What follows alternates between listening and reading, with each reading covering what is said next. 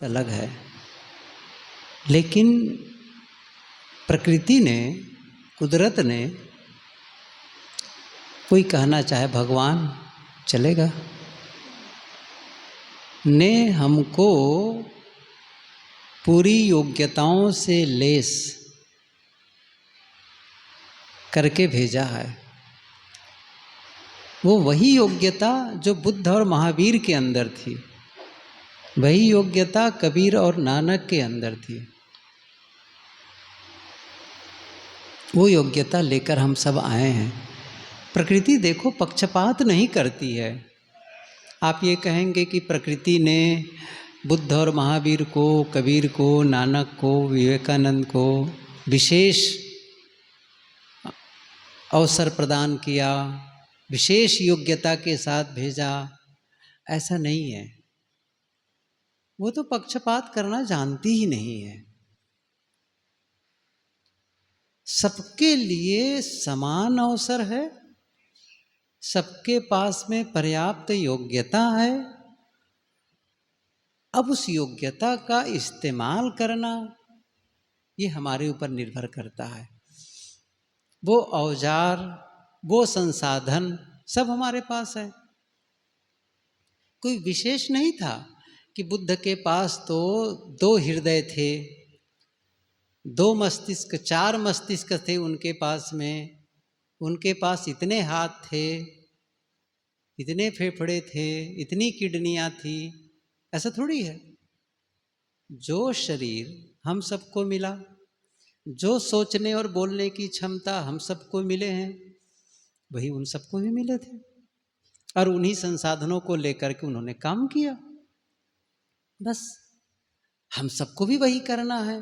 लेकिन अब वो संसाधन जो मिला है उसका गलत तरीके से उपयोग करें या हम न जाने उसके बारे में उपयोग करना, ये प्रकृति का दोष नहीं है, दोष हमारा है। हमें जानना है उसके बारे में। जैसे मैं एक उदाहरण बताऊं, एक कैनवास हो और कलर रखे हों, कई प्रकार के पेंट्स हों, ब्रश हो, छोटे छोटे, छोटे बड़े, अलग अलग नंबरों के ब्रश हैं, और हमें कहा गया भाई इसमें एक चित्रकारी करो, एक सुंदर स्केच बनाओ।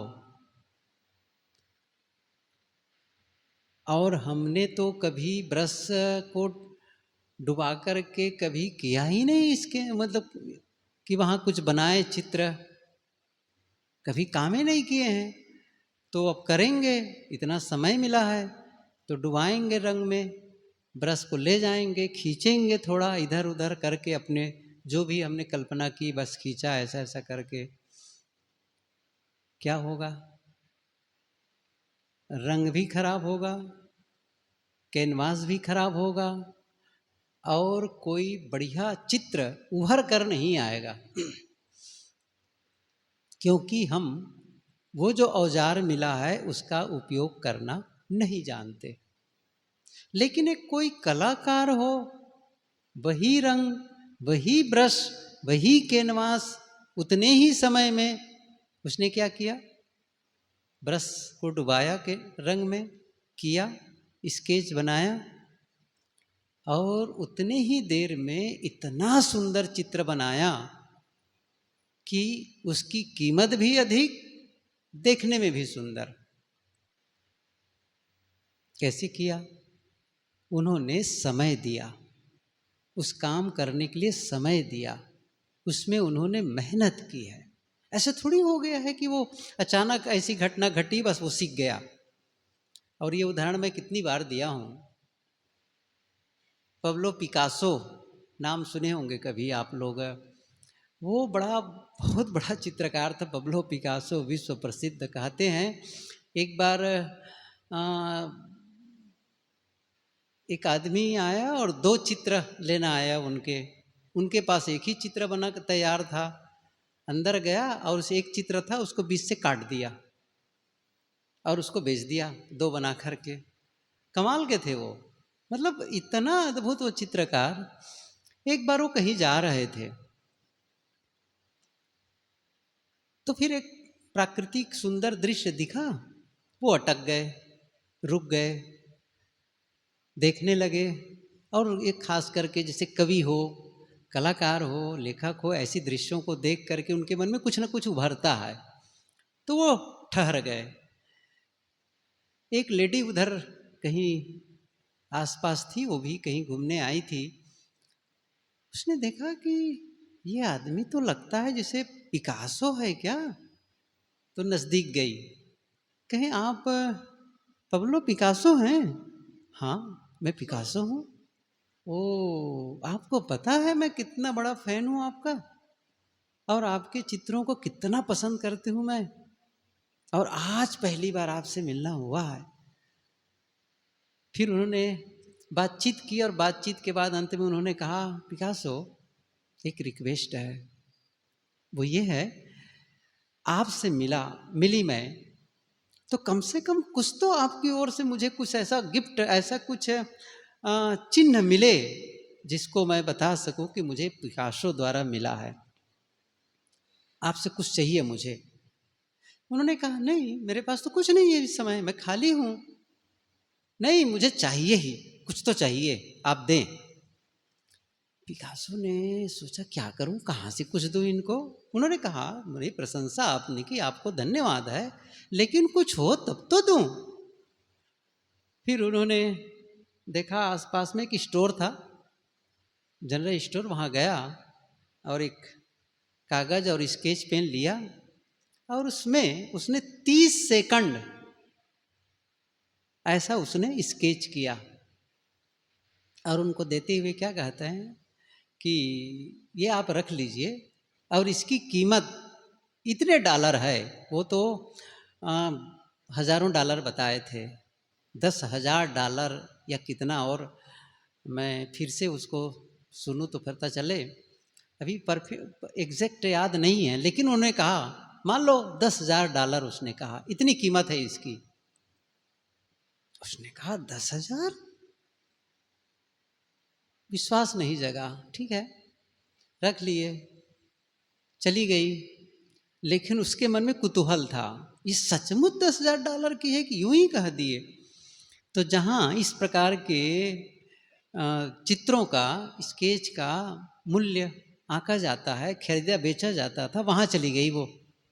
कहा कि एक मेरे पास में एक स्केच है, चित्र है, आप इसकी कीमत बताएंगे? उसने कहा, ओ इसकी कीमत 10,000 से कम नहीं है। अच्छा, कहा नहीं नहीं, मुझे बेचना नहीं है। वो ले आई।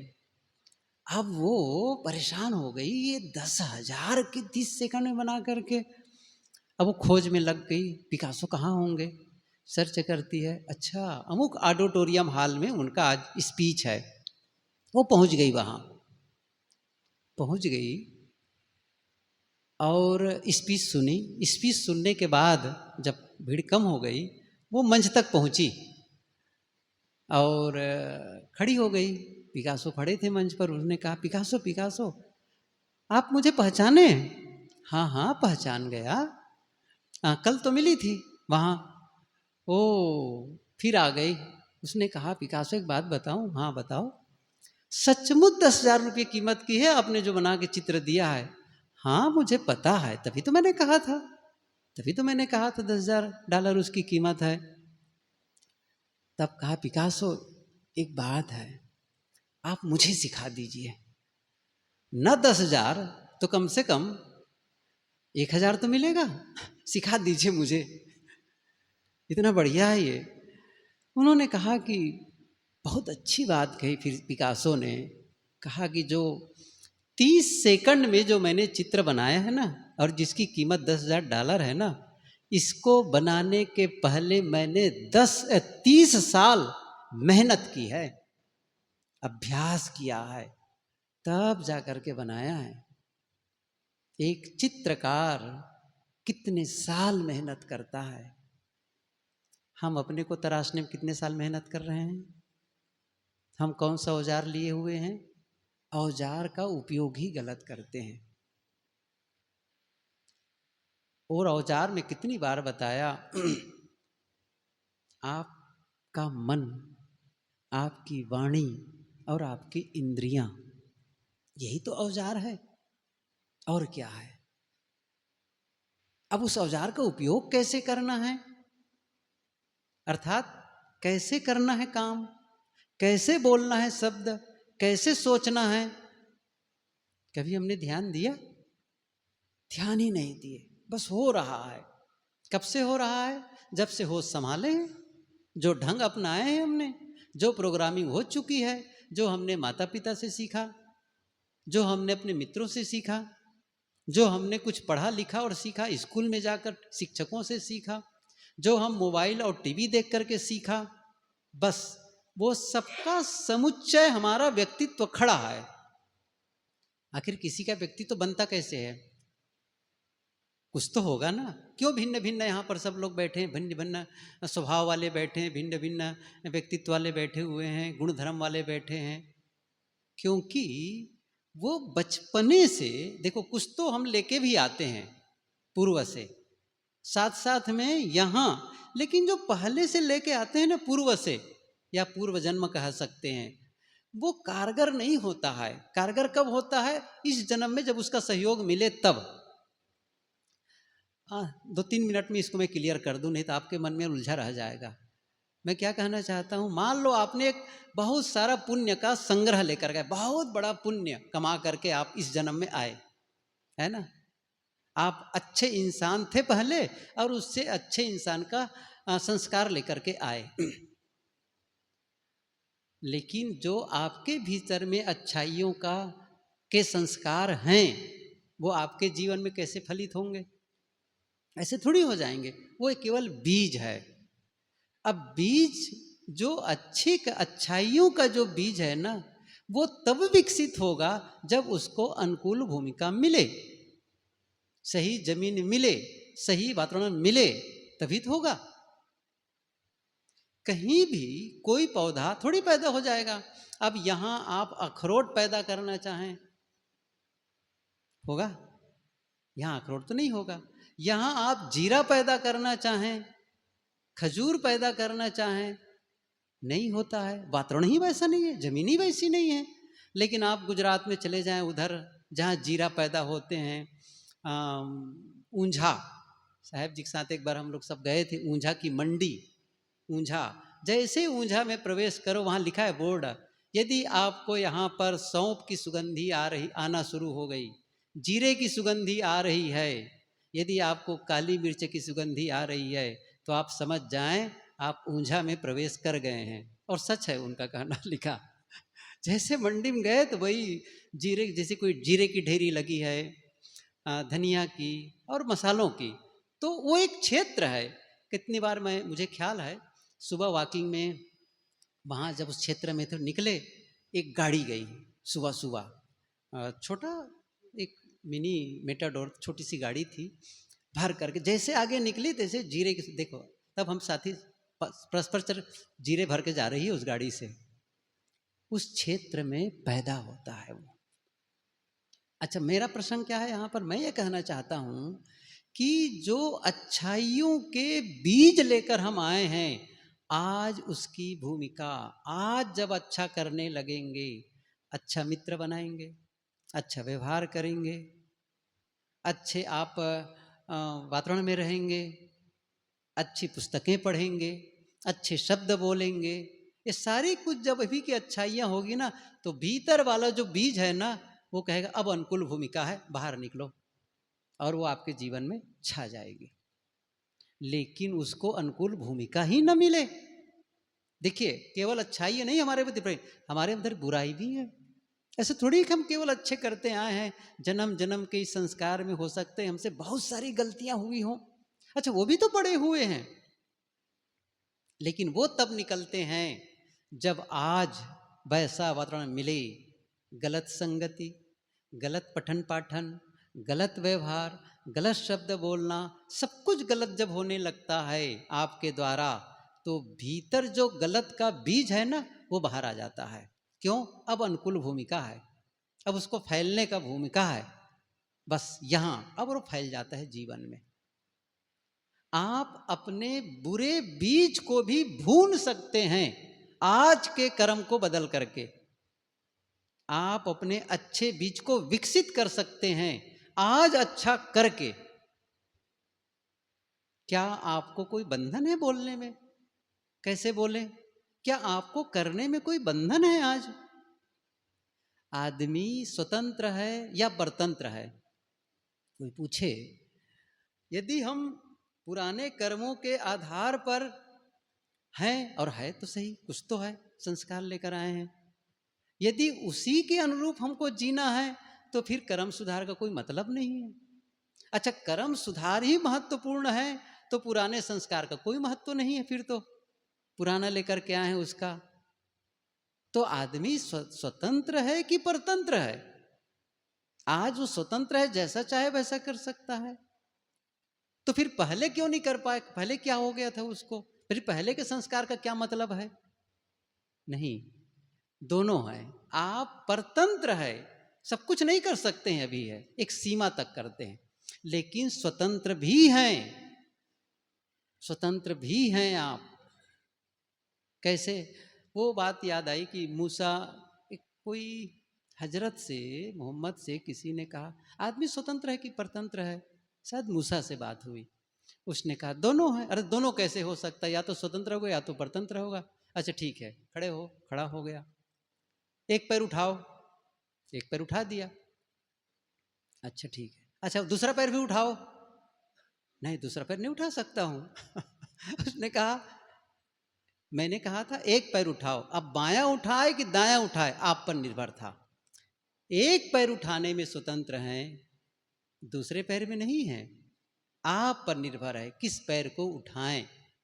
ऐसे ही आपको जो संसाधन मिला है, शब्द कैसे बोलूं, इंद्रियों का कैसे व्यवहार लूं, विचार कैसे सोचूं, बस आप स्वतंत्र हैं। और हर समय आप अपने जीवन को बना रहे हैं इसी के आधार पर। आप अपने सोचने के आधार पर, बोलने के आधार पर और करने के आधार पर जीवन को बना रहे।